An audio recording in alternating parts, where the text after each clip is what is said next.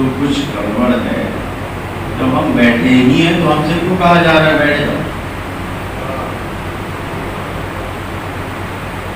یہ عقل میں آنے والی بات نہیں ہے. جو کام انسان انجام دے چکا ہے پھر کہا جائے کہ اسی کام کو انجام دے.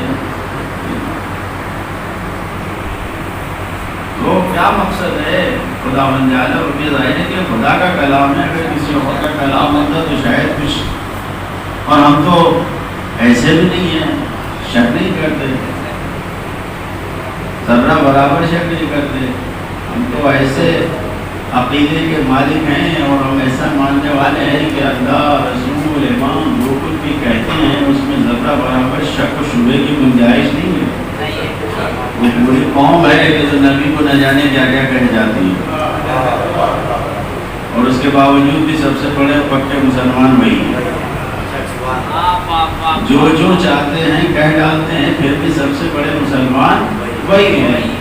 لیکن نہیں، یہاں پر خداوند عالم اگر کہہ رہا ہے یا ایھا الذین آمنوا، اے وہ لوگ جو کہ ایمان لے آئے، آمنو ایمان لے آؤ، تو کچھ نہ کچھ تو راز کی بات ہے کہ ایک بار یعنی جو ایمان لا چکے ہیں پھر انہیں سے کہا جا رہا ہے ایمان لانے کے لیے. تو اہل بیت علیہم السلام کی روایتوں کے مطابق جو بات سمجھ میں آتی ہے وہ گفتگو اس طریقے سے ہے کہ ایمان کو سمجھنا پڑے گا. یہ ایمان کوئی ایسی چیز نہیں ہے کہ جو ایک بار حاصل ہو گئی تو یہ ایک ایسی چیز ہے کہ مثلا جمی ہوئی چیز ہے، کوئی ایک ٹھہری ہوئی چیز ہے کہ ایک بار اگر حاصل کر لیا، پا لیا تو پھر مل گئی بس. نہیں، ایمان ایک ایسی چیز ہے کہ جس میں درجہ پایا جاتا ہے، درجہ بدرجہ ایمان ہوتا ہے. کہ انسان کتنا ہی ایمان لے آئے، ہمیشہ جب بھی ایمان لا رہا ہے اگر ایک درجے پہ ہے تو اس کے بعد دوسرے درجے پہ جانا پڑتا ہے، دوسرے پہ ہے تو تیسرے پہ جانا پڑتا ہے. لہٰذا اگر خداوند عالم نے یہاں پر یہ کہا کہ اے وہ لوگ جو ایمان لا چکے ہو، تو اس میں گھبرانے کی بات نہیں ہے. ٹھیک ہے تم ایمان لا چکے ہو، لیکن پھر اور زیادہ دقت کرو، تمہیں اور ایمان لانا ہے. ٹھیک ہے تم ان میں سے نہیں ہو کہ جو یہودیوں کا شیوا تھا جو کہتے تھے کہ نؤمن ببعض ونکفر ببعض، کہ ہم بعض کتاب پہ یعنی توریت کی کچھ باتوں کو تو مان لیں گے اور توریت کی کچھ باتوں کو نہیں مانیں گے. یعنی کچھ کتاب پر ایمان لے آئیں گے، کچھ کتاب پہ ایمان نہیں لے آئیں گے. نہیں، تمہارا ایمان قرآن مجید پہ ہے کہ مکمل قرآن پہ ایمان آمنا و صدقنا، ایمان لے آئے اور صدقنا و تصدیق کیا، واتبعنا اور ہم نے پیروی کیا. تو جب مکمل قرآن پہ عقیدہ ہے مکمل، تو پھر یہاں پر خداوند عالم اگر کہہ رہا ہے کہ آمنو، اس بات پہ، اللہ پہ، رسول پہ، کتاب پہ، یعنی جتنا زیادہ تم اس میں غور و فکر کرتے جاؤ گے تمہارے ایمان میں اضافہ ہوتا جائے گا. ایک سوال پڑھیں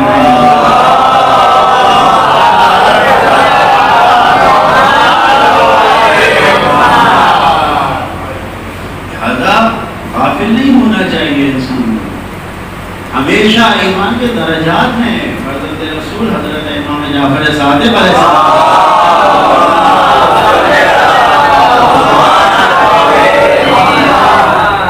راوی کا نام ہے عبدالعزیز. عبدالعزیز سے کہتے ہیں یا عبدالعزیز سنو، یعنی چھٹے امام فرما رہے ہیں کہ عبدالعزیز سنو، ایمان کے درجات ہوتے ہیں، ایمان کے درجات ہوتے ہیں. اور پھر امام نے کہا کہ جس طریقے سے سیڑھی ہوتی ہے اور سیڑھی کو زینہ و زینہ چڑھا جاتا ہے، اسی طریقے سے ایمان کے درجات ہوتے ہیں. اور پھر امام نے کہا کہ ایمان کے 10 درجے ہیں، اور ان 10 درجوں پہ جب انسان آتا ہے تو امام کہتے ہیں کہ پہلے درجے پہ چڑھنے والا ایمان کا پہلے درجے پہ قدم رکھتا ہے تو بالکل جیسے سیڑھی پہ ایک کے بعد دوسرے زینے پہ رکھا جاتا ہے قدم، ویسے ہی ایمان کے ایک زینے کے بعد دوسرے زینے پہ قدم رکھا جاتا ہے. اور پھر اس کے بعد امام کہتے ہیں کہ دیکھو، اگر تم ایمان کے دوسرے درجے پہ چلے گئے تو ایمان کے پہلے درجے والوں کو برا بھلا نہ کہنا، کم نہ جاننا. ایمان کے دوسرے درجے پہ جانے کے بعد پہلے درجے والے کو تم یہ نہ کہنا کہ لا تقولن لست بشیء، کہ اگر تم ایمان کے دوسرے درجے پہنچ گئے تو پھر تم یہ کہو کہ تمہارا تو ایمان کچھ ہے ہی نہیں، ہم بڑے ایمان والے ہو گئے۔ امام کہہ رہے ہیں اور پھر فرما رہے ہیں وَحَتَّى إِلَى الْعَاشِرِ، یہاں تک کہ 10ویں درجے پہ، کہ اگر تم دوسرے درجے پہ آئے تو پہلے درجے والے کے ایمان کو نیچا نہ سمجھنا، دوسرے درجے والے پہ اگر تم تیسرے پہ آ گئے تو دوسرے والے کو نیچا نہ سمجھنا، تیسرے پہ اگر تم آ گئے تو اسی طریقے سے یعنی چوتھا تیسرے والے کو نہیں، پانچواں چوتھے کو نہیں، اِلَى الْعَاشِرِ، یہاں تک کہ 10ویں درجے پہ اگر ایمان کے پہنچ گئے تو 9ویں درجے والے کو کم نہ سمجھنا۔ پھر امام کہتے ہیں کہ اگر تم نے کسی کے ایمان کو کم سمجھا اور اس کا دل ٹوٹ گیا تو تمہارے اوپر واجب ہے کہ جا کے اس کی بھرپائی کرو جو اس کا دل توڑا ہے۔ اور اس کے بعد امام کہتے ہیں کہ اگر تمہیں یہ نظر آ رہا ہے کہ اس کا ایمان کمزور ہے اور تم اپنے ایمان کو مضبوط پا رہے ہو تو ارفعہ برفق، تو اس کو بلند کرو، نرمی کے ساتھ اٹھا کر اپنے پاس لے آؤ۔ ایمان کی یہ درجات ہے کہ ایمان، آج ہمارا مزاج کیا ہے، ہم تو ہر چیز میں یہ سوچتے ہیں کہ اگر ہم کو مل گیا تو دوسرے کو نہ ملنے پائے۔ دنیا کی نعمتوں کے بارے میں، دنیا میں جو مثلا مال ملتا ہے، منال ملتا ہے، ثروت ملتی ہے، دولت ملتی ہے، وہ تو ہے ہی اس طریقے کی چیز، اس میں تو دغا بازی اور دھوکے بازی ہوتی ہے نہیں۔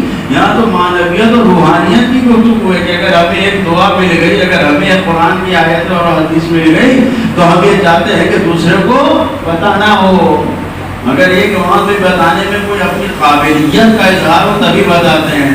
جبکہ امام کیا کہہ رہے ہیں، اگر تم نے یہ احساس کیا اپنے اندر کہ تم ایمان کے دوسرے درجے پہ ہو تو اپنے پہلے درجے والے کو ذلیل نہ سمجھو، چھوڑو نہیں اسے، ارفعہ، اس کو بلند کرو، برفق، نرمی کے ساتھ بلند کر کے اپنے ساتھ لے آؤ۔ ایمان لہذا کہیں پر بھی ذرہ برابر بھی ہمیں اس بات سے غافل نہیں ہونا چاہیے کہ اگر ہم با ایمان ہیں تو دوسرے کو ہم بے ایمان سمجھنے لگیں۔ صلوات پڑھیں محمد۔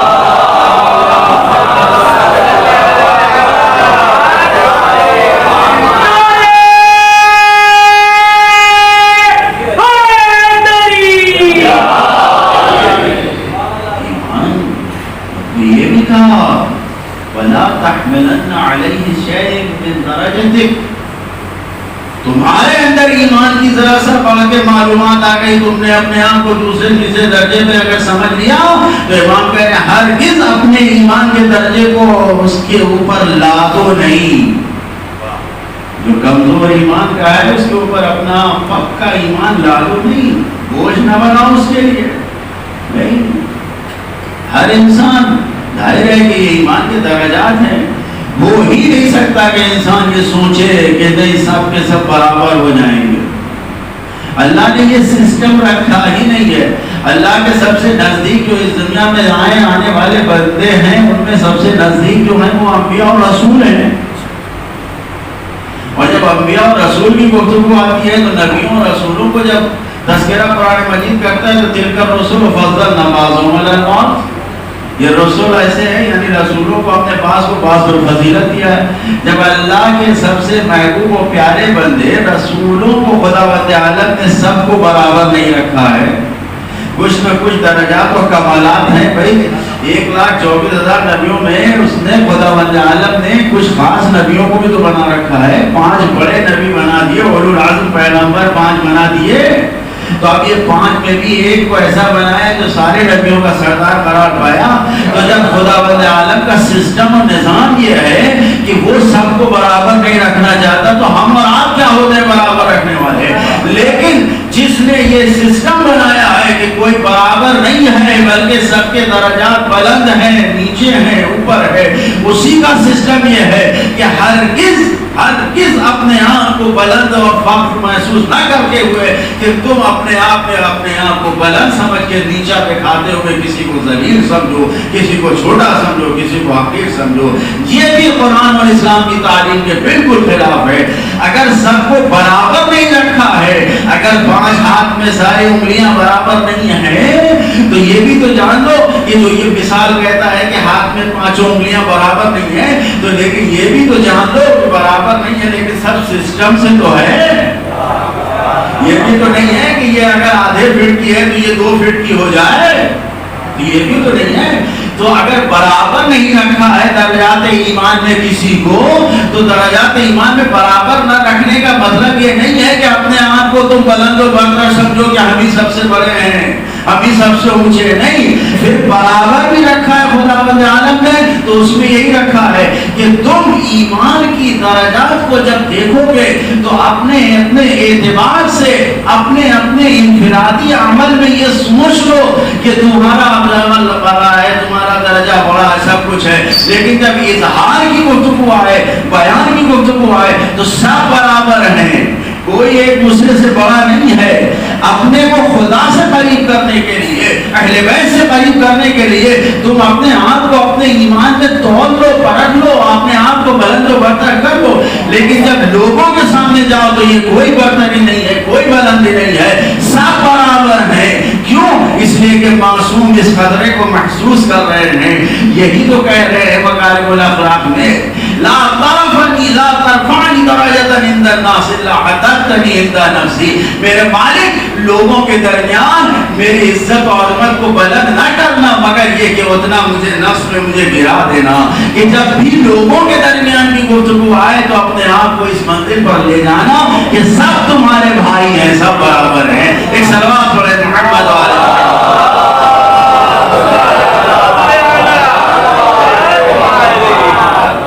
نہیں ہونا چاہیے، حق نہیں حاصل ہے۔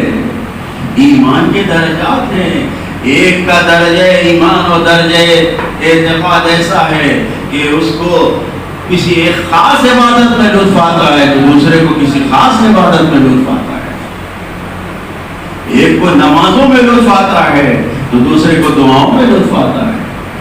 ہم نہیں ہے کہ اگر ہم نماز کے پابند ہیں تو ہم دعا پڑھنے والے کو کچھ نیچا دیکھنا، نہیں، عبادتیں ساری عبادتیں ہیں، حق نہیں حاصل ہے۔ کوئی کسی کی عبادت کو کم نہ سمجھے، کوئی کسی کو حقیر نہ سمجھے، چھوٹا نہ سمجھے، اور کہیں سے بھی کسی عبادت کی توہین نہ ہونے پائے، نہیں، حق نہیں حاصل ہے۔ ہمیں جتنے بھی ہیں دشمن آج یہی چاہ رہا ہے کہ ہمارے درمیان ایسے تفریقے اور ایسی جدائی ڈال دے کہ جس کی بنیاد پر ہم ٹکڑے ٹکڑے ہو گئے رہ جائیں، نہیں۔ معصوم کی اس حدیث کو دیکھو، معصوم کیا کہہ رہے ہیں کہ ایمان کے درجات بلند و برتر ہو سکتے ہیں، تو پہلے درجے والا دوسرے درجے والے دوسرے درجے والا نہیں، کچھ بھی نہیں۔ بھائی اتنا ہی کر سکتے ہو کہ اگر نہیں سمجھ میں آ رہا ہے تو یہ سوچ لو کہ تمہارا درجہ ایمان کا دوسرا ہے، اس کا درجہ پہلا ہے، بس۔ اس کا مطلب یہ تو نہیں ہے جو 9ویں درجے میں اور 10ویں درجے پہ تھے ایمان پہ، 9ویں اور 10ویں درجے پہ تھے، وہ بھی ایک دوسرے کو باطل نہیں ٹھہرا رہے تھے، غلط نہیں ٹھہرا رہے تھے۔ جو اور بات ہے کہ جو 10ویں درجے پہ اس نے اپنے ایمان کو دکھایا نہیں لوگوں پہ۔ جناب ابو ذر ایمان کے کون سے درجے پہ؟ 9ویں درجے پہ۔ جناب سلمان ایمان کے 10ویں درجے پہ۔ روایتوں میں نہیں دکھتا کہ اب 10ویں درجے کے بعد بھی ایمان کا کوئی درجہ ہو، ہاں پھر اس کے بعد اگر کوئی صاحب ایمان کا درجہ نظر آتا ہے تو 10ویں پہ جا کے بن کے وہ سلمان نظر آتا ہے، اور پھر جب اس سے بات بڑھتی ہے تو پھر وہ کل ایمان نظر آتا ہے۔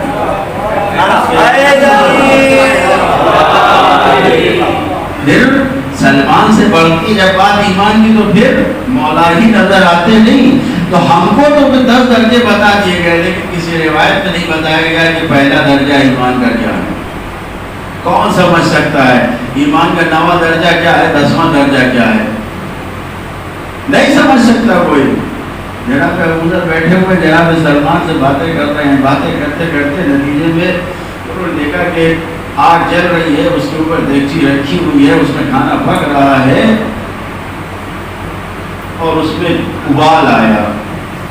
ابال آیا، اتنا زیادہ ابال آیا کہ پتیلی دیگچی جو تھی وہ گر گئی نیچے، کھانا پک رہا تھا۔ جناب سلمان آگے بڑھے، انہوں نے اٹھا کے پتیلی پھر سے ویسے ہی رکھ دیا، جو کچھ کھانا اس کے اندر تھا کچھ گرے، کچھ کچھ نہیں کیا. پھر جناب ابو ذر سے گفتگو ہونے لگی, باتیں ہونے لگی. پھر دوسری منزل آئی, دوبارہ پھر ویسے ہی ہوا, پھر گر گیا. پھر جناب سلمان نے اٹھا اور رکھ دیا, بات ختم ہو گئی. لیکن جو 90 درجے پہ تھا 10ویں درجے والے کے ایمان کو سمجھ نہیں پا رہے اب یہ ہو کیا رہا ہے. جناب ابو ذر کھڑے ہو گئے اور کھڑے ہو کے تیزی سے وہاں سے نکل گئے. جناب سلمان کے بارے میں نہ جانے کیا کیا سوچتے ہوئے نکل گئے. اب مشکل ایمان کی آئی تھی, کون حل کرے؟ اگر مومن ہے تو پھر امیر المومنین ہی اس کو ملیں گے. جی اگر ہمیں اپنے ایمان پہ یقین ہو جائے تو اور ملے ہوں گے, نہ جانے کب کب میں کتنے چھوٹے چھوٹے بچے جو عالی مدد کہتے ہیں تو کیا یہ صرف ایک دکھاوا ہے زبان سے نہیں, واقعہ مولا مدد کو آتے ہیں لیکن ہمیں پتہ ہی نہیں چلتا. ہمیں کیا معلوم ہے بھائی. جس طریقے سے روایتوں پہ ہے کہ زمانے کے امام کا جب ظہور ہوگا تو جو لوگ سامنے آئیں گے دیکھیں گے تو نہ جانے کتنے ایسے افراد ہوں گے جو کہیں گے ارے ہم نے ان کو تو فلاں جگہ دیکھا تھا. کوئی کہے گا ہم نے تو فلاں وقت میں دیکھا تھا, فلاں محفل میں دیکھا تھا, فلاں جگہ دیکھا تھا. تو آتے تھے ہمارے پاس, لیکن جب وہ ظہور ہوگا تو لوگ امام کو پہچانیں گے. اس سے پہلے جتنی بار بھی دیکھا ہوگا کوئی پہچان نہیں پائے گا. تو مومن کو امیر المومنین ملتے ہیں. جناب ابو ذر 90 درجے پہ تیزی سے جا رہے تھے, امیر المومنین سے ملاقات ہو گئی, ساری داستان بتائی جناب سلمان کے ساتھ یہ ہوا. تو جناب امیر المومنین نے جناب ابو ذر کی طرف دیکھ کے کہا اگر سلمان اپنے پورے ایمان کی طاقت کو استعمال کر لے جائیں, ایمان کا جتنا پاور ہے وہ پورا پاور استعمال کر لے جائیں, تو تم ابو ذر جو ایمان کے 90 درجے پہ ہو, تمہاری زبان سے بے ساختہ یہ دعا نکلے گی رحم اللہ قاتل سلمان, سلمان کے قاتل پر خدا رحمت کرے. جیسے انہوں نے کہا ہے کیا مطلب, یعنی جو ایمان کے درجے پہ 90 درجے پہ ہے وہ بھی 10ویں درجے والے کے درجے کو نہیں سمجھ پا رہا ہے. یعنی ایمان کا 10واں درجہ کہاں پر, ایمان کا درجہ 10واں ایمان صاحب ایمان کو لے گیا, مومن کو کہاں لے گیا, 90 درجے والے کو بھی اس کا احساس نہیں ہے کہ یہ ایمان کے کس درجے پہ. پھر مولا کائنات نے کہا ابو ذر اگر سلمان اپنی پوری طاقت کو استعمال کر لے جائیں, اپنے ایمان کے پورے علم کو ظاہر کر دیں, تو تمہیں سب پتہ چلے گا. تب تم کہو گے کہ تب تمہاری زبان سے نکلے گا کہ سلمان کے قاتل پر خدا رحمت کرے. تم جانتے ہو سلمان کے پاس کتنا پاور ہے. سلمان بیٹھے بیٹھے بہشتی نعمتوں کو اٹھوا کر جنت سے اپنے در پہ لے آتے ہیں. تم جانتے ہو سلمان کے پاس کتنی طاقت ہے. ارے سلمان نے اپنے ایمان کو اس منزل پر پہنچا دیا ہے کہ دنیا میں جتنے بھی مومن ہیں جب تک سلمان کے ایمان کی گواہی نہیں دیں گے اس وقت تک وہ مومن نہیں بنیں گے. اگر کوئی بھی مومن جناب سلمان کے ایمان کا اقرار نہ کرے تو وہ مومن نہیں ہوگا. توجہ فرما رہے ہیں جناب سلمان کے ایمان. اس کے بعد کہا کہ سلمان جنت میں تصرف کرتے ہیں. سلمان کے پاس ایسی طاقت ہے کہ جو کسی مومن کے پاس نہیں ہے. پھر آخر میں کہا وہی جملہ جو اللہ کے رسول نے کہا, وہی کہا کہ سلمان و منا اہل البیت, سلمان ہم اہل بیت میں سے ہیں. اگر انسان اپنے ایمان کو پاک و پاکیزہ بنا کے ایمان کے درجات کی بلندی پر لے جائے تو کل ایمان کی طرف سے خطاب ملتا ہے منا اہل البیت کا. اگر انسان اپنے آپ کو اس منزل پر لے جائے تو توجہ کیجئے, ہم جتنا بھی ایمان میں اپنے آپ کو بڑھا لے جائیں, سب سے بڑی ایمان کی منزل یہ ہے کہ اپنے نیچے والے کسی بھی مومن کو ہم کمتر نہ سمجھیں. ایک سوال پڑھیں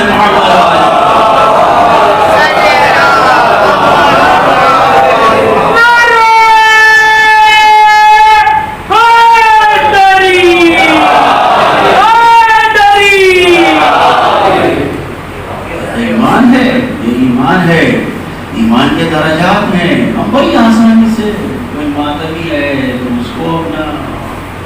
دائرے سے باہر کر دیا، کوئی نمازی ہے تو اس کو اپنے دائرے سے باہر کر دیا. نہیں، سب مومن ہیں، بس اتنی اجازت دے دی گئی ہے کہ اگر واقعی نہیں سمجھ میں آ رہا ہے اس کا مطلب بس سمجھ لو کہ تم ایمان کے ذرا سا بالغ درجے پہ ہو، وہ نیچے درجے پہ. بس اس کا مطلب یہ نہیں ہے کہ وہ خارج ہو گیا. دنیا نہیں چاہ رہی ہے کہ ہم کو آپس میں لڑا کے ایک دوسرے کو دور کر دے. نہیں، بہت پڑھ چکے، بہت لڑ چکے. اب کوئی نیا فرقہ اور نیا دین اور نیا مذہب کی گنجائش نہیں ہے اہل بیت کے چاہنے والوں میں. انسان اپنے سینے کو وسیع کر کے رکھے، سینے کو گشادہ کر کے رکھے، اور جو تعلیم اہل بیت علیہ السلام نے دیا ہے اس کے مطابق زندگی گزارے. ایمان کے درجات ایسے ہیں کہ ہمیں کسی بھی انسان کو کم درجے والے کو نہیں سمجھنا چاہیے. ایمان ایسا ہو کہ واقعی دنیا کی ساری نعمتیں کیا جنت بھی اگر مل جائے، اگر ہمارے سامنے جنت بھی ہو تو ہم اپنے ایمان کو ایسا پختہ بنائیں کہ مالک جنت اور مقسم جنت جو جنت کو بانٹنے والا ہم اس کا ساتھ دیں، اس کے ساتھ رہیں، خود جنت میں جانے کی تمنا نہ رہے، اس منزل پر لے جائیں. تاریخ میں دو کردار ملتے ہیں، دو صاحبان ایمان کے. دروازے مدینہ میں مولا کائنات جناب سلمان کا ہاتھ پکڑ کر لے آئے اور جناب سلمان سے کہا سلمان چاہتے ہو کہ تمہیں جنت کی جنت میں تمہاری جگہ کو دکھا دوں؟ جنت تمہاری کہاں پہ کیا ہے، تمہیں کتنا حصہ ملے گا، کیسی جنت ہے تمہاری؟ تو کون کہہ سکتا ہے؟ کون کہہ سکتا ہے؟ وہی کہہ سکتا ہے کہ جو جنت کا بانٹنے والا ہے، پسینے جنت. سلمان کو اتنا یقین تھا، فوراً جناب سلمان نے کہا کہ بسم اللہ، اشارہ کیا، مدینے کے دروازے پہ کھڑے اشارہ کیا. پورا جناب سلمان کو ایک بہت بڑا حسین و جمیل باغات و محل اور کیا کیا سب دکھائی دے رہا ہے. سلمان یہ تمہاری جنت ہے، سلمان یہ تمہاری جنت ہے، دیکھ لو اسے. سب دیکھ رہے ہیں، دیکھ لیا. اب اس کے بعد کیا منزل آئی؟ مولا کائنات نے پوچھا سلمان جاؤ گے جنت میں اپنی؟ چلے جاؤ، راستہ کھلا ہوا ہے، دکھا دیا، جاؤ. کیا ہوا؟ جنت مل جائے تو آدمی بعض وقت ایسا ہوتا ہے، ارے ہم لوگ کی کیا اوقات ہے، ہماری بساتی کیا ہے، دنیا کی تھوڑی سی نعمت ہوتی ہے تو اپنا دین ایمان سب دے دیتے، اگر جنت دکھا دی جائے تو صرف جناب موسیٰ کو خدا نے جنت دکھائی تھی. دیکھے ہوئے تھے، وہ جا رہے تھے اور کھولنے والے نے کہا پتہ نہیں کیوں پریشان ہو، اندازے کون نہیں معلوم، آپ ہی جیسا تھا. کیسا میں لیٹ جاؤں؟ لیٹے تو خدا نے پوری جنت دکھا دی انہیں. موسیٰ اب آؤ گے؟ راضی ہو گئے. تو موسیٰ جیسا پیغمبر بھی جنت میں دیکھ کے جانے کو تیار. لیکن جناب سلمان کے ایمان کا اندازہ لگائیے. مولا کائنات کل ایمان نے جس وقت کہا سلمان جاؤ گے جنت میں، آواز دیا آپ کے بغیر نہیں جائیں گے، آپ کے ساتھ رہیں گے، جب تک آپ کا ساتھ ہے آپ کے ساتھ رہیں گے، جانا ہوگا تو آپ کے ساتھ جائیں گے. جناب سلمان مولا علی کو چھوڑ کے جنت میں نہیں گئے، جبکہ مولا کہہ رہے کہ جاؤ جنت میں. چلے جاتے کوئی گناہ ہو جاتا، ایمان کا درجہ کم ہو جاتا، کچھ نہیں، لیکن مولا کا ساتھ رہے جنت میں بھی نہیں جاؤں گا ابھی. یہ ایک مرتبہ ہے. اور پھر دوسرا مرتبہ جناب جابر بن عبداللہ انصاری، جناب جابر کا ہاتھ پکڑا چوتھے امام نے، سرکار امام زین العابدین علیہ السلام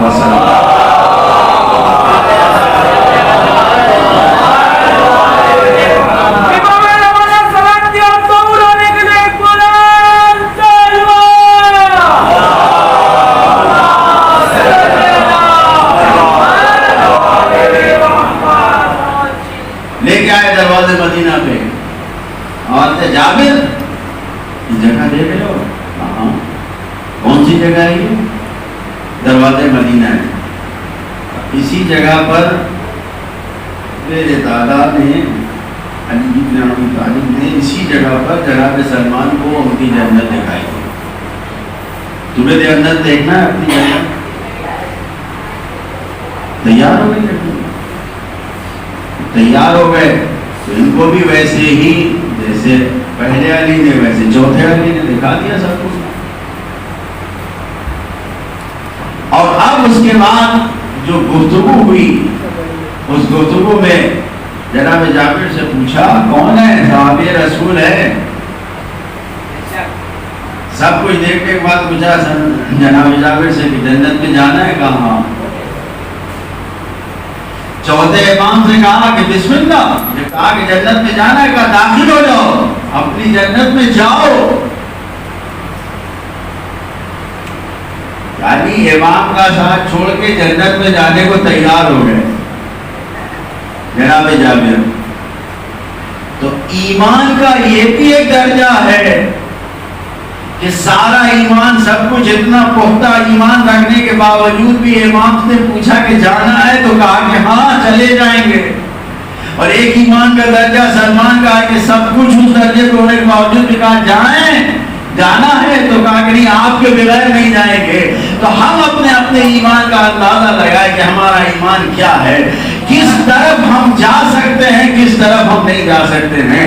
اگر دنیا کی چھوٹی چھوٹی باتیں، دنیا کی چھوٹی چھوٹی محبتیں، دنیا کی چھوٹی چھوٹی میٹھی میٹھی باتیں اگر ہمیں راستے سے گمراہ کر دے جائے تو ذرا ہم سوچ لیں کہ ہمارا کیا عالم ہوگا. نہیں، ایمان کو اتنا پختہ اور مضبوط بنائے کہ پھر جسے قرآن میں کہا گیا ہے کہ جیسے سیسا پلائی ہوئی دیوار کے مانند مومن ہوتا ہے ویسا ہونا چاہیے کہ المومن لا تحرکہ العواصف. مومن اتنا زیادہ پختہ ہوتا ہے کل جوال الراسیات، یعنی وہ جو بلند و برتر چوٹیوں کی طرح مومن ہوتا ہے کہ اس کو بڑے سے بڑی آندھی بھی آ جائے مومن کو ہلا نہیں سکتی. اپنے ایمان کو اتنا پختہ اور مضبوط بنائیے کہ ذرا ذرا سی باتوں میں کوئی گمراہ کر کے لیتا نہ جائے. یہ حسینیت، یہ مجلس، یہ ماتم، یہ نماز، یہ روزہ، جو کچھ در اہل بیت کی تعلیمات ہے، ان تعلیمات کو کوئی ہم سے چھیننے نہ پائے، کوئی ہمیں بہکانے نہ پائے. صلوات پڑھیں محمد.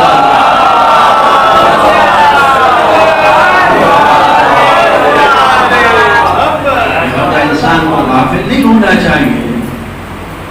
یہ عزاداری جو کچھ بھی ہمارے پاس ہے یہ ہمارے ایمان کا حصہ ہے. اگر چاہتے ہیں کہ دنیا اور آخرت دونوں کی کامیابی ملے تو پھر اس کو محفوظ رکھیں، بچا کے رکھیں. اس میں کوئی نقد نہ لگانے پائے، کوئی اس کو کھوکھلا نہ کرنے پائے. یہ ایسی پختہ ہونی چاہیے کہ جس وقت ذکر حسین ہو تو آنکھوں سے آنسو آئے تو یہ معرفت کے ساتھ آنسو آئے. ایسا نہ ہو احساسات اور جذبات میں سے آنسو بہ جائیں اور پھر ختم ہو جائے معاملہ. نہیں، یہ جگہ مجلس میں گئے تو کہنے رہے کہ سردار کی آتے جناب علی اصغر کا مسائل پڑھی اور اس کی وجہ سے ان کو پسند ہے اور سردار کی بہت گریا کرتے ہیں. میرے ذہن میں بات آئی سمجھنے کے لیے واقع جذبات میں اور احساسات میں کربلا والوں کے مسائل سن کے رو کے اور وقتی طور پر آنسو بہا کے ختم کر دینا ان لوگوں کا کام ہے جن کو معرفت نہیں ہے، جو صرف اسی میں مدد اسی کو بس اتنے ہی کہ رو کے سب کچھ چاہ لیتے ہیں. تو صحیح ہے، ہمارے خون میں اہل بیت کی محبت ہے. ہمیں ویسا نہیں ہونا چاہیے کہ وقتی طور پر ہم نے گریا کر مسائل سنا اور گریا کر کے بس خاموش ہو گئے. ہمیں تو ایسا ہونا چاہیے، ہماری آواز گریا دل سے بلند ہونا چاہیے، ہمارے آنسو دل سے نکلنا چاہیے. ایسا نکلے کہ شہزادی کے رومال میں جگہ پا سکے. ایسا ہو کہ آنسو بہے تو کربلا والوں کے زخمی زخم کا مرہم بن سکے. جتنا کہ روئے آواز بلند کرے گریا کرے کم ہے حسین والوں. مصیبت ایسی ہے, ایسے ہی نہیں کہا ہے زمانے کے امام نے تو بند علیک بدلت ہوں, میں تو خون کے آنسو بہاتا ہوں. دیر سے روئیے تو سمجھ میں آتا ہے کہ آنکھوں سے خون کے آنسو کیسے نکلتے. عرض کیا وہ ہندوؤں اور کافروں کو کہ جو مسائل اہلیت پر سن کے گریا کرتے ہیں ان میں اور ہم میں فرق ہونا چاہیے. ہمیں ویسا نہیں ہونا چاہیے کہ وقتی طور پر احساس ہو جائے بس نہیں. ہم جب بھی ذکر کربلا کو سنیں, ہم جب بھی کہیں تنہائی میں بیٹھے ہوں, جب بھی حسین کا نام آ جائے, حسین کے بچوں کا نام آ جائے تو ہمارے آنسو نکلے تو دل سے ہی ہے. ہماری خوشیاں کیا ہیں؟ ہم تو جب خوشیاں پہ مناتے ہیں تو اس میں حسین کے غم کا تذکرہ لے آتے ہیں. ہم تو اپنی شادیوں میں اپنے محفلوں میں بھی ذکر حسین کو کر کے ہم آنسو بہا کے اپنے آپ کو زینت دیتے ہیں. یہی تو وجہ ہے کہ جب ہمارا کوئی مرتا ہے تو ہم اپنے مرنے والے کا غم نہیں مناتے, ہم تو حسین کا غم مناتے ہیں. ہم تو اپنے مرنے والے کے غم کو بھلا دیتے ہیں اور ہم اپنے جانے والوں کے اوپر آنسو نہیں بہاتے.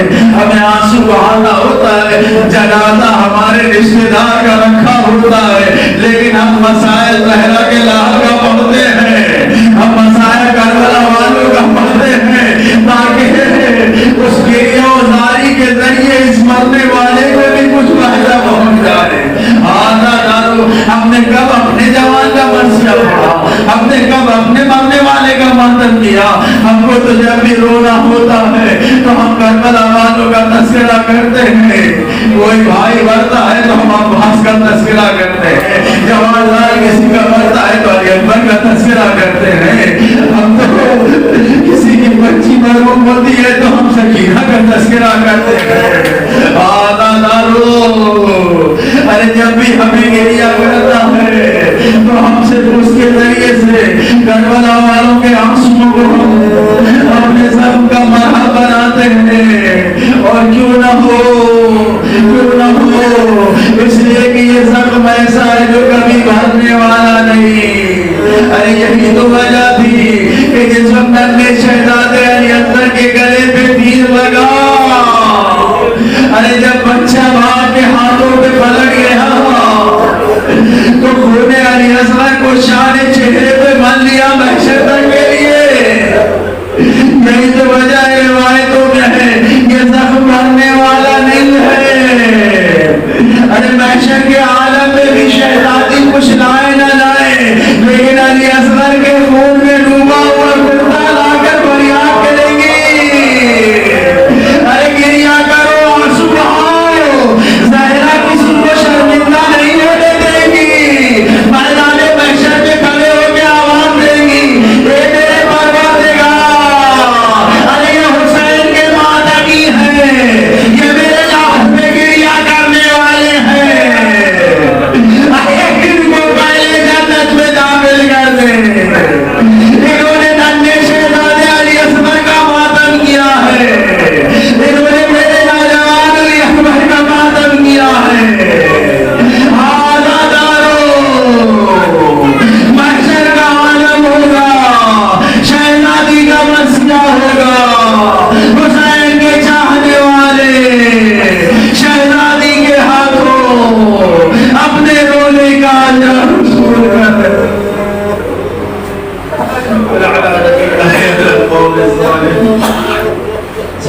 الذين ظلموا عندهم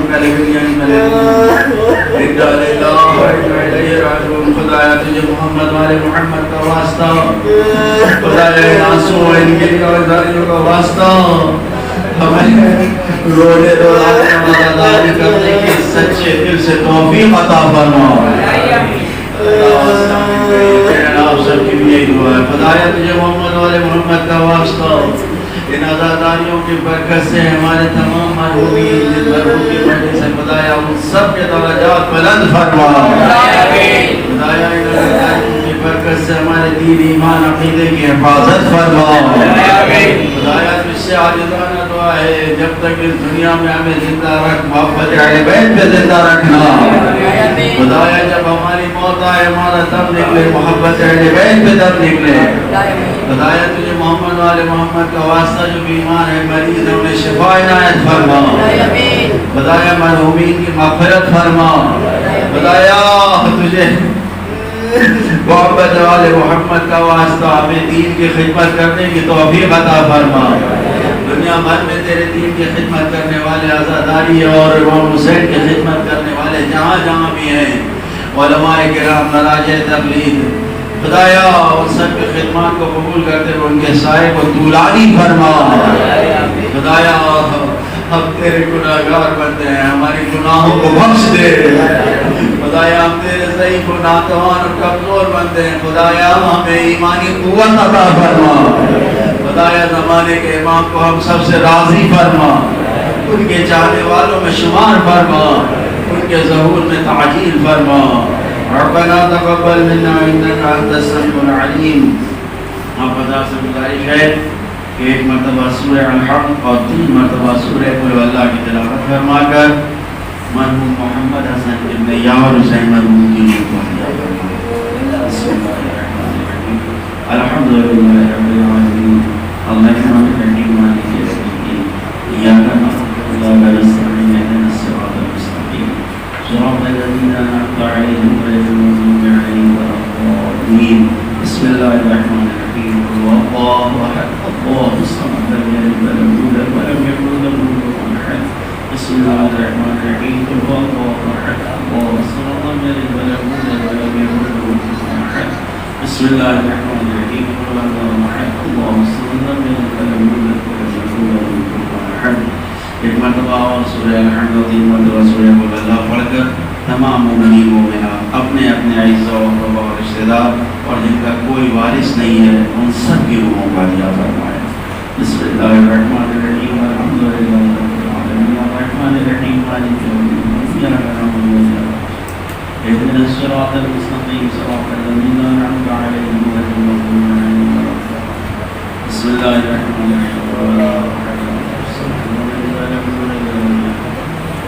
بسم اللہ الرحمن الرحیم. بسم اللہ الرحمن الرحیم. اللہم صل علی محمد وعلی محمد وعجل فرجهم. تمام دعاؤں کے قبول ہونے کے لیے تمام مرحومین کی مغفرت کے لیے اور امام کی قبول کی تعجیل کے لیے مل جل کر بآواز بلند صلوات